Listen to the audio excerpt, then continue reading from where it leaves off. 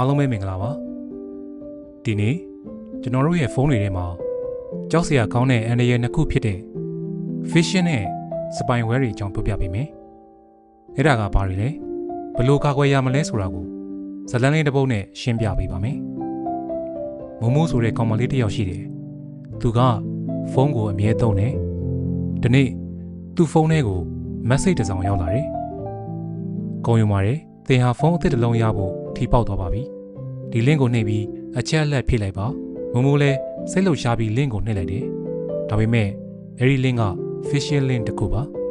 သူ့ရဲ့ကိုယ်ရေးအချက်လက်တွေဘဏ်အကောင့်နံပါတ်တွေကိုဖြည့်ပြီးတဲ့အခါသူ့ရဲ့ပတ်စံတွေပျောက်သွားတယ်ဒါက phishing ရဲ့အန္တရာယ်ပါ phishing ဆိုတာလူတွေကိုလှည့်စားပြီးတော့အရေးကြီးတဲ့အချက်လက်တွေကိုခိုးယူတဲ့နည်းပါ email message ဒါမှမဟုတ်လူမှုကွန်ရက်ကနေလာပါတယ်အဲဒီလိုအခြေအနေတွေမှာဘယ်လိုကာကွယ်မလဲမသိတဲ့ link တွေကိုမနှိပ်ပါနဲ့အမှန်တကယ်လားဆိုတာကိုအရင်စစ်ဆေးပါဘဏ်ကလာတယ်ဆိုရင်တော့တရားဝင် website ကိုပဲဝင်ကြည့်ပါနောက်တစ်ခုကတော့ spyware ပါမိုးရဲ့ဖုန်းထဲကိုတနေ့မှာတော့ game တစ်ခုကို download လုပ်လိုက်တယ်ဒါပေမဲ့အဲ့ဒီ game ထဲမှာ spyware ပါနေတယ်သူမှမသိလိုက်ခင်မှာပဲသူ့ဖုန်းထဲကဓာတ်ပုံတွေ message တွေကိုတခြားသူတွေကခိုးကြည့်နေပြီ spyware ဆိုတာသင်ဖုန်းထဲကိုတက်စိတ်ဝင်ပြီးအချက်အလက်တွေကိုခိုးယူတဲ့ software တစ်ခုပါ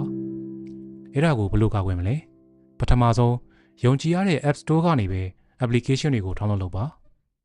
ဖုန်းရဲ့လုံခြုံရေး software တွေကိုအမြဲ update လုပ်ထားပါပြီးတော့မသိတဲ့ file တွေ link တွေကိုဖွင့်တာမျိုးမလုပ်ပါနဲ့မိုးလိုမဖြစ်ချင်ရင်သတိထားပါသင်ကဖုန်းကိုသင်ရဲ့ဘဝရဲ့